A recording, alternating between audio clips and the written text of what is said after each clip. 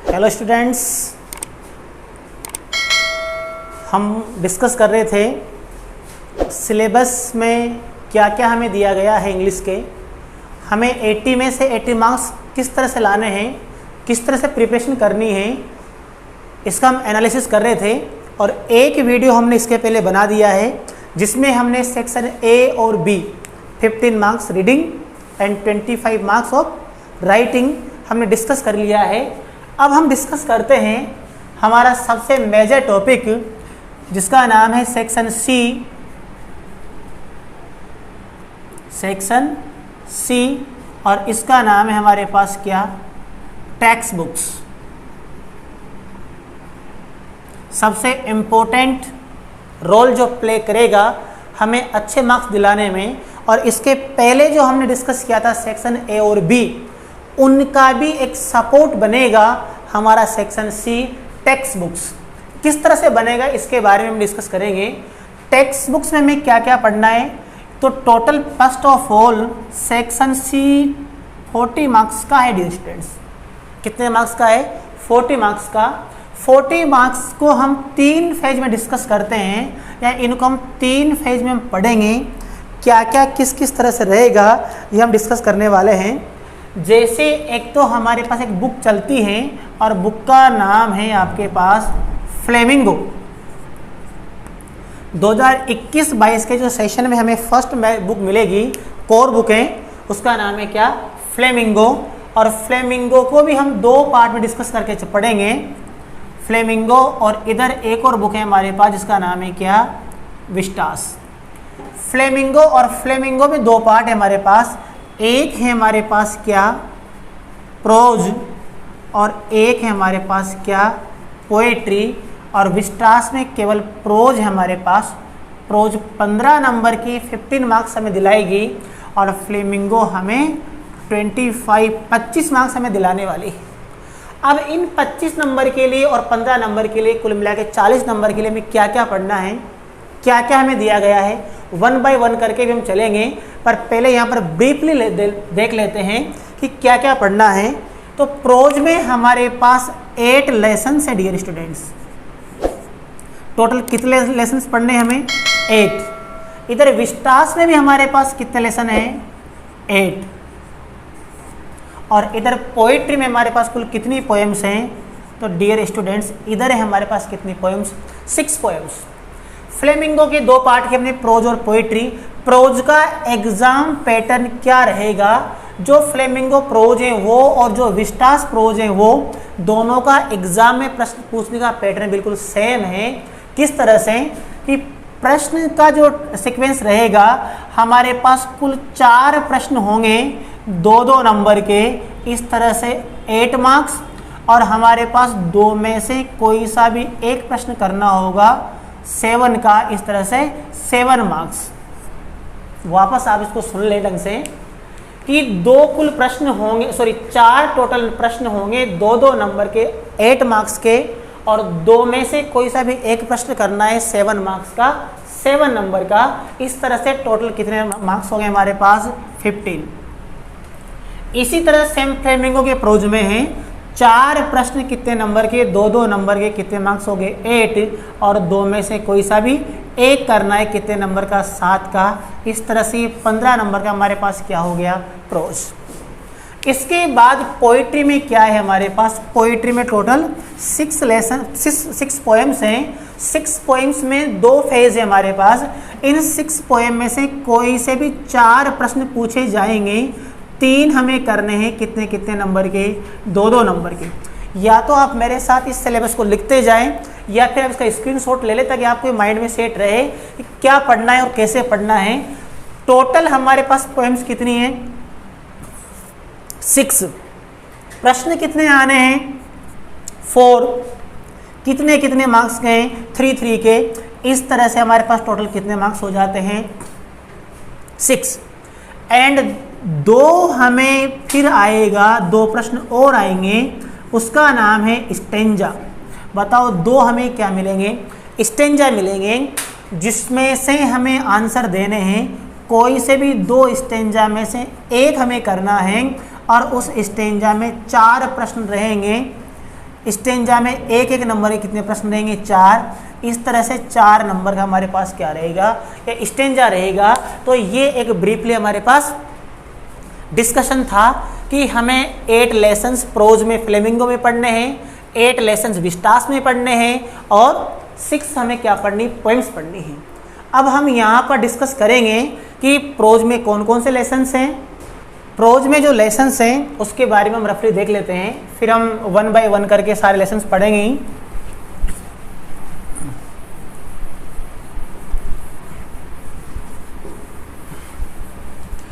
अभी जैसा हमने थोड़ी देर पहले डिस्कस किया था कि प्रोज के अंदर फ्लेमिंगो का जो प्रोज है,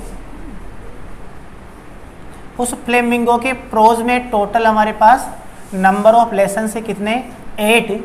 जैसे आप पहला लेसन पढ़ोगे, बहुत ही इंटरेस्टिंग लेसन है, नाम थोड़ा सा जस्ट अपोजिट है। लेसन फर्स्ट है और लेसन का नाम है द लास्ट लेसन।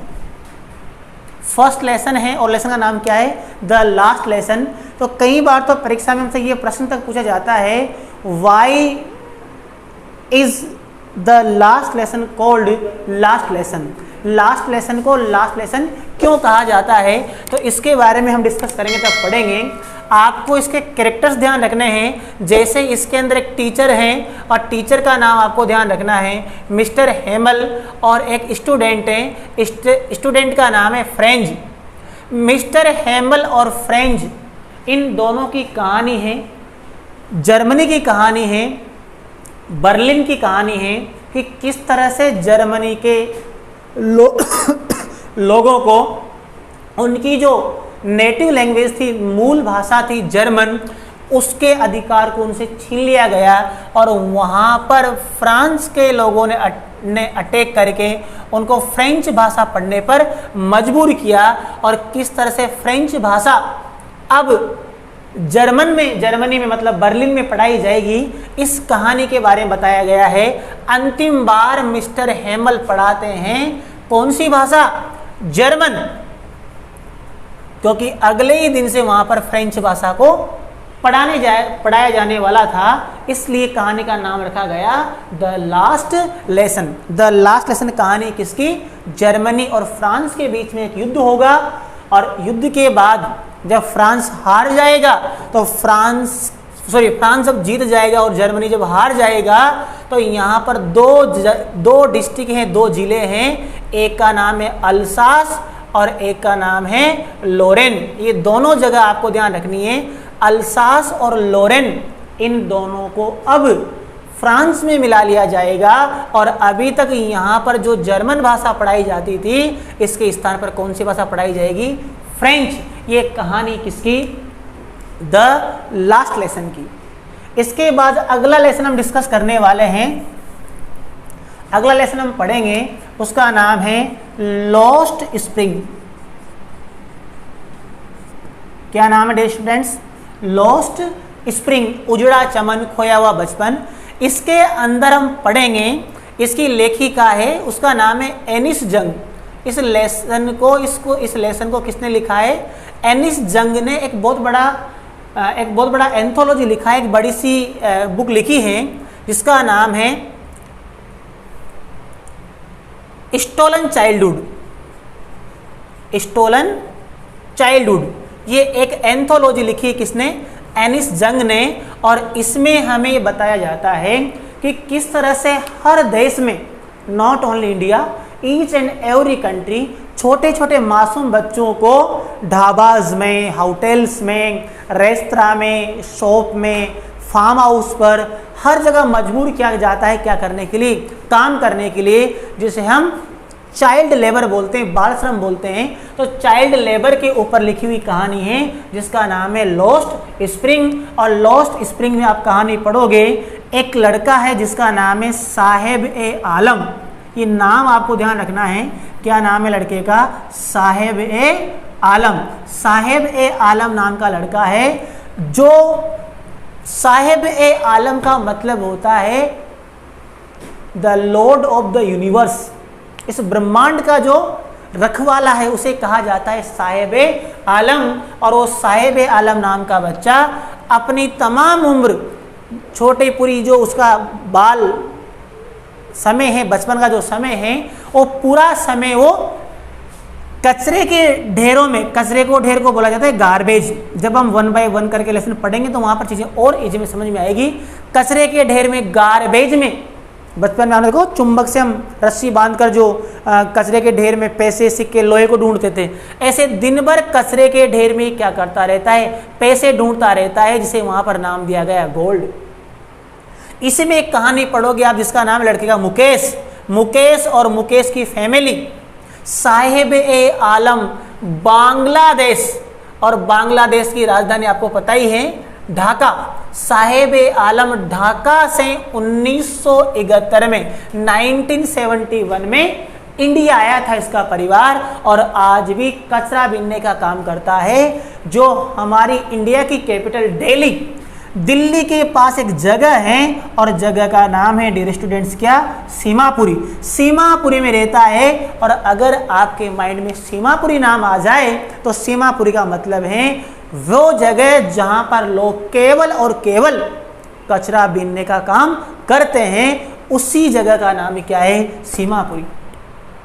दूसरी कहानी पढ़ेंगे हम मुकेश की, और मुकेश भी साहिब ए आलम की तरह ही, मुकेश का परिवार भी साहिब ए आलम की तरह ही 1971 में ढाका से इंडिया आया था। लेकिन ये सीमापुरी नहीं रहकर एक जगह है जिसका नाम है फिरोजाबाद। एक प्रश्न मैं आपके लिए यहाँ पर छोड़ रहा हूँ, फिरोजाबाद किस चीज़ के लिए फेमस है? फिरोजाबाद किस चीज़ के लिए जाना जाता है? तो फिरोजाबाद में रह रहा है मुकेश, और यहीं पर एक लड़की और आएगी, उसका नाम है सविता।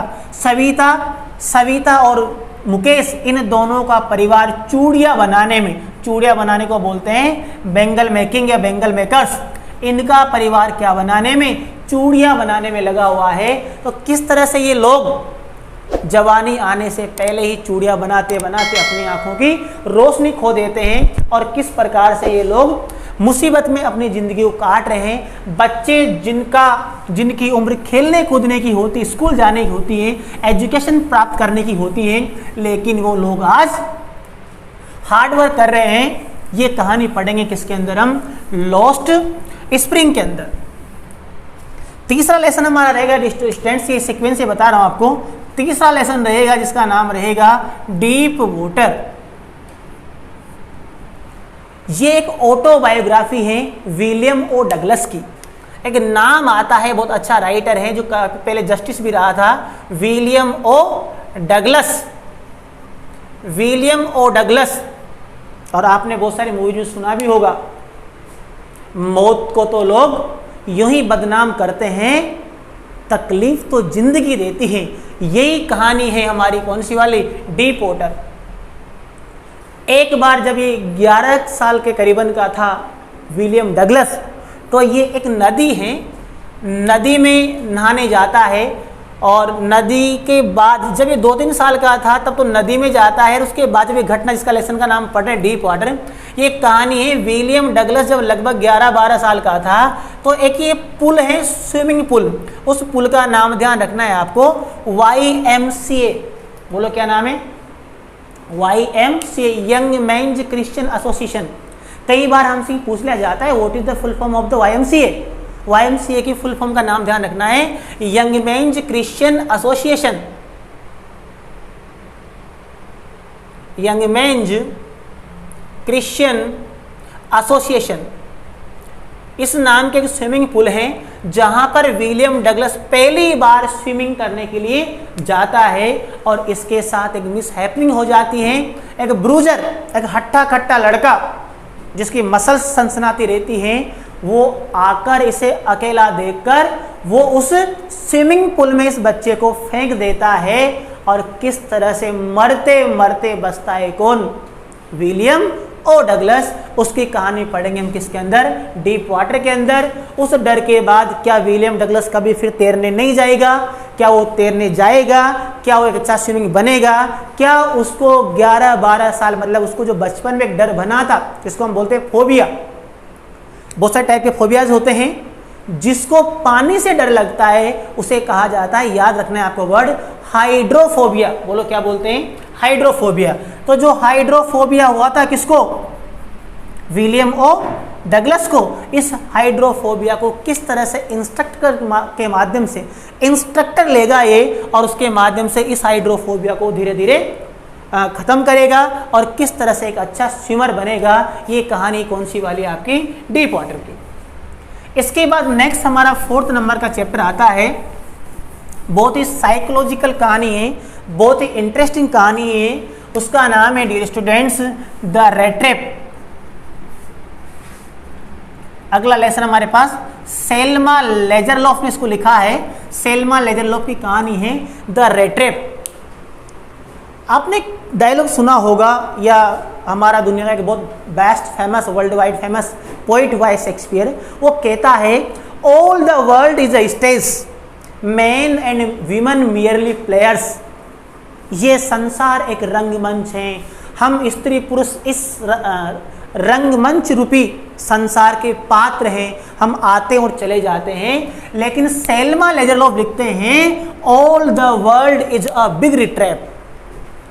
सेल्मा लेजरलॉफ लिखते हैं ये संसार एक बहुत बड़ी चूहेदानी है, हम सब जस्ट माउस की तरह, रेट की तरह, चूहों की तरह हैं, जो इस चूहेदानी में फंसने के लिए, ललचाने के लिए हमेशा तैयार रहते हैं। इसमें कहानी पढ़ेंगे हम एक व्यक्ति की, जिसको नाम दिया जाएगा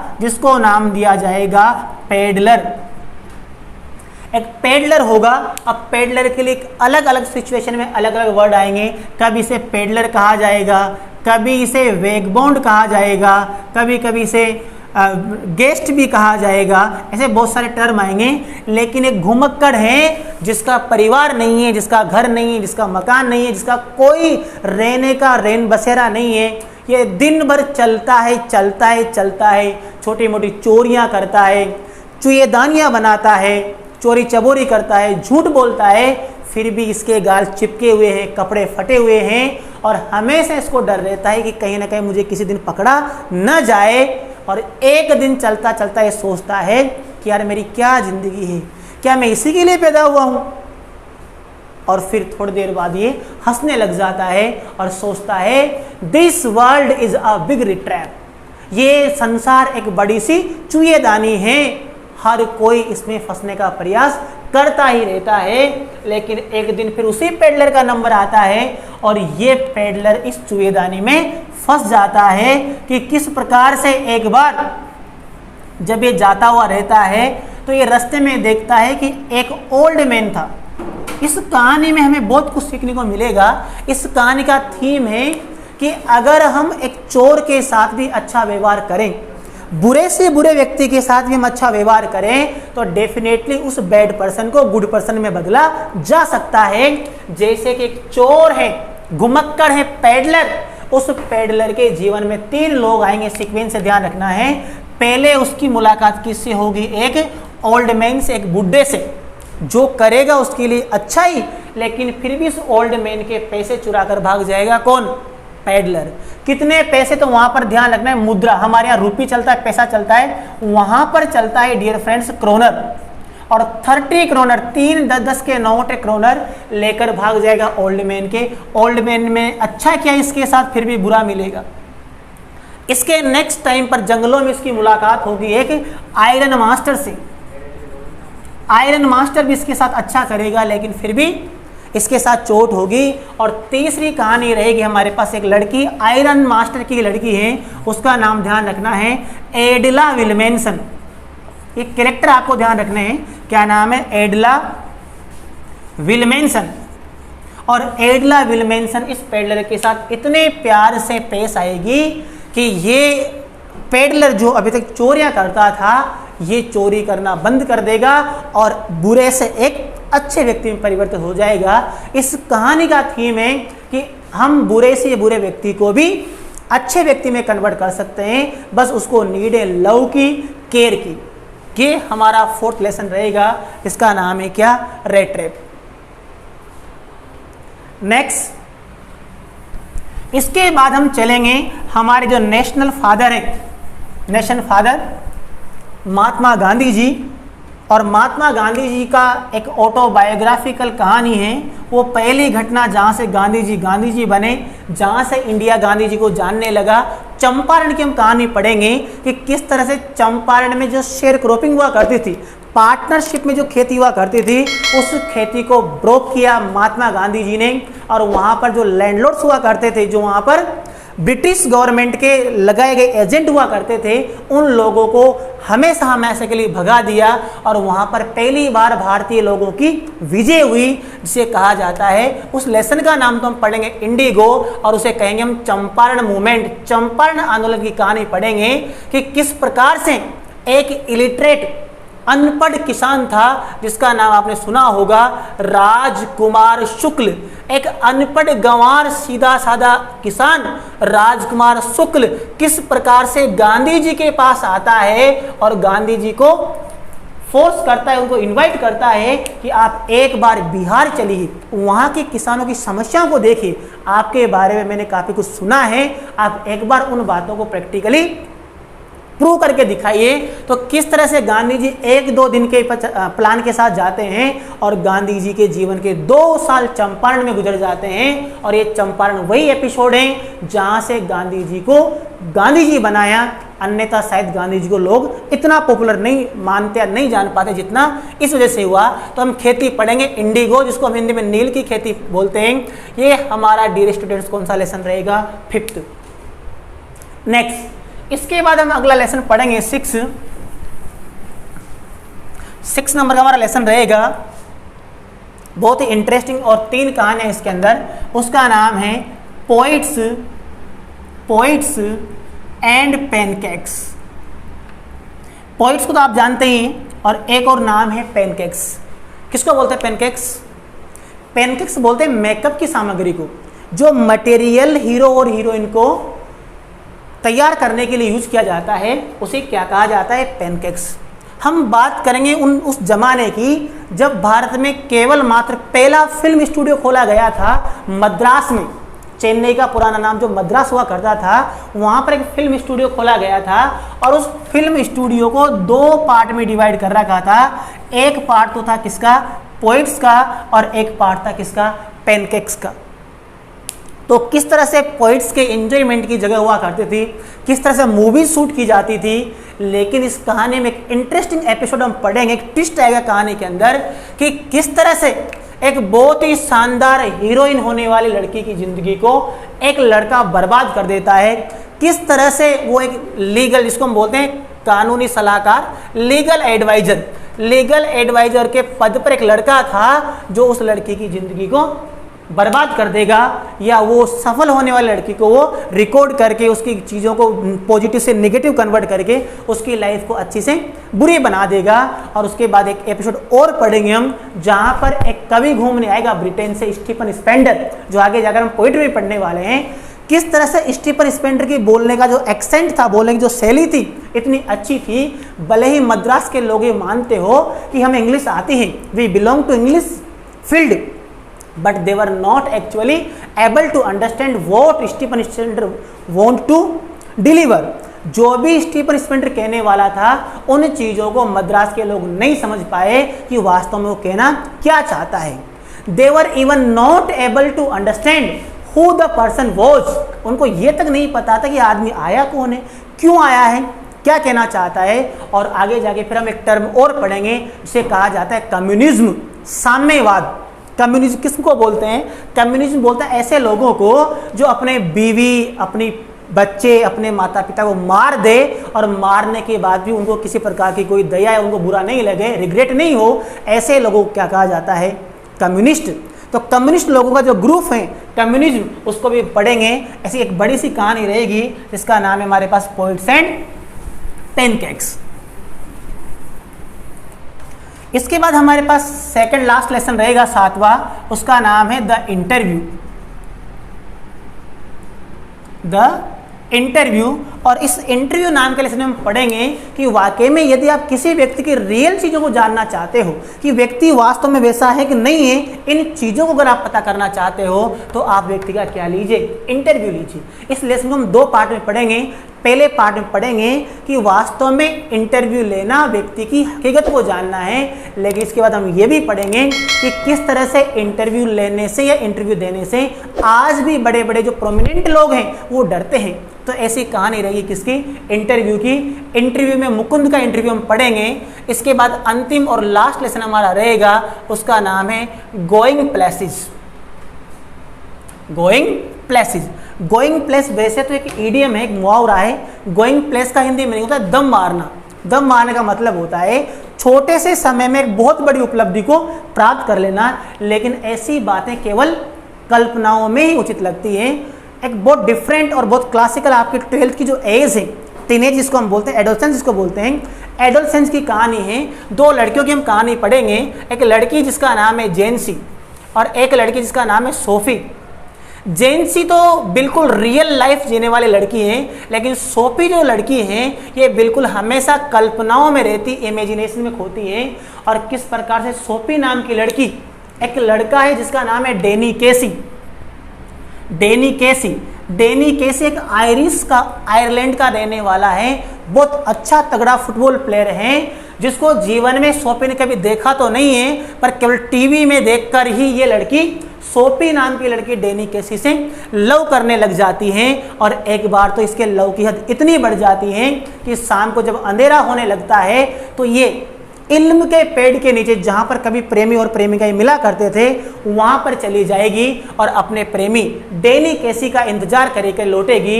और जब डेनी केसी से मिलने नहीं आएगा, इसकी इमेजिनेशन इतनी ज़्यादा ये है कि जब मिलने नहीं आएगा तब भी ये वास्तविकता को नहीं समझेगी और ये कहकर अपने मन को समझा लेगी कि शायद आज डेनी केसी को कोई ना कोई महत्वपूर्ण काम आ गया होगा, इसलिए डेनी केसी मुझसे मिलने नहीं आया। तो ये कहानी रही हमारे कौन सी वाली, गोइंग प्लेस की। इसके बाद फिर हम आएंगे पोइट्री सेक्शन में। जैसे हमारे पास हम पहली पोइम पढ़ेंगे, माई मदर एट 66, जिसको ब्यूटीफुली लिखा है हमारे इंडियन राइटर हैं, इंडियन पोइटेस हैं, जिसका नाम है कमला दास, जिसका बाद में नाम बदल गया और बाद में उनका नाम माधवी कट्टी भी हो गया। तो कमला दास की पोएम पढ़ेंगे। पोएम का नाम रहेगा माई मदर एट 66, जिसमें अपनी बूढ़ी माँ का वर्णन करेगी पोइटेस, और किस प्रकार से जब वो अमेरिका जाती, केरल से जब वो निकलती हैं तो अपनी माँ को बीमार अवस्था में छोड़कर जाती हैं, किस प्रकार से कार में जब वो बैठती हैं और फिर एरोप्लेन में बैठती हैं तो उसके मन में कौन कौन से व्यूज आते हैं, उस पोएम के बारे में डिस्कस करेंगे। पोएम का नाम मैंने पहले भी बता दिया है, माई मदर एट 66। उसके बाद दूसरी पोएम हम पढ़ेंगे। दूसरी पोएम का नाम रहेगा an elementary school classroom in slum. An elementary school classroom in a slum नाम का हम लेसन पढ़ेंगे, जिसको लिखा है स्टीफन स्पेंडर ने। इसके अलावा हम एक और पढ़ेंगे कीपिंग क्वाइट है पेब्लो नेरुडा की। इसके अलावा हम चौथी पोएम एक और पोएम पढ़ेंगे जिसका नाम है अ थिंग ऑफ ब्यूटी। बहुत क्लासिकल पोएम है, जिसे एंडिमियन नाम के एक एंथोलॉजी से लिया गया है। हमारा बहुत ही रोमांटिक पोएट है जिसका नाम है जॉन कीट्स। जॉन कीट्स ने एक बहुत बड़ी एंथोलॉजी लिखी थी, एंथोलॉजी का नाम था एंडिमियन, और एंडिमियन से ली गई पोएम है जिसका नाम है अ थिंग ऑफ ब्यूटी, जिसकी एक प्यारी सी लाइन चलेगी, a thing of beauty which never pass into nothingness. जो भी दुनिया में ऐसी चीज़ हमें सुंदर लगती हैं वो कभी भी नथिंगनेस से पास नहीं होती। इसके अलावा हम एक और पोएम पढ़ेंगे, अ रोड साइड स्टैंड है, और अंतिम और लास्ट पोएम पढ़ेंगे एड्रिन रिच जिसकी पोइटेस हैं, उसका नाम है आंट जेनिफर्स टाइगर्स। इस पोएम में हम सब चीज़ों को भूल जाएंगे और हम खो जाएंगे कि किस प्रकार से एक महिला जब एक पति के साथ शादी के बंधन में बनती हैं तो अपनी सारी खुशियों को भूल जाती हैं और केवल उसी चीज़ में अपनी ज़िंदगी को गुजार देती हैं जैसा हस्बैंड उसको कमांड करता है। यहाँ भी हमारे पास एक आंट की कहानी है और आंट का नाम है जेनिफर। आंट जेनिफर जिसके मन में बहुत सारे विचार चल रहे हैं, लेकिन वो कहती हैं मेरी फीलिंग्स, मेरे इमोशंस, मेरी सोच वहीं सीमित हो गई जिस दिन मेरी शादी मेरे हस्बैंड से हुई थी। अब मैं चाहकर भी कुछ नहीं कर पा रही हूँ। एक कैनवास के अंदर वो टाइगर्स की पिक्चर बना रही हैं। तो ऐसी बहुत इंटरेस्टिंग कहानी है। इसके बाद 1 बाय 1 करके हम विस्टास पर चलेंगे, और विस्टास में भी वही जैसे हमने डिस्कस किया है 8 लेसन्स हैं, जैसे आप वहाँ पर द 3rd लेवल के नाम लेसन पढ़ेंगे, द टाइगर किंग पढ़ेंगे, इवांज ट्राइज एंड ओ लेवल पढ़ेंगे, द एनिमी पढ़ेंगे, ऐसे बहुत ही इंटरेस्टिंग कहानी पढ़ेंगे विस्तास के अंदर। तो आप इस सीरीज को बिल्कुल इंटरेस्ट के साथ देखें। हम 1 बाय 1 करके आपके लिए, जो ये 2 लेक्चर हमारे थे, हमने पूरा सिलेबस एनालिसिस कर लिया है कि क्या क्या हमारे सिलेबस में है, फर्स्ट में कौन है, लास्ट में कौन है, प्रश्न किस किस तरह से पूछे जाएंगे, किन किन चीज़ों को ज़्यादा टाइम देना है, किन किन चीज़ों को सरफेसली पढ़ने पर भी काम चल जाएगा। तो आप हमारे साथ जुड़े रहें, और अगर फिर भी आपको कोई कन्फ्यूजन रहे तो आप विदाउट एनी हेजिटेशन के हमसे कॉन्टेक्ट कर सकते हैं। तब तक के लिए बाय बाय।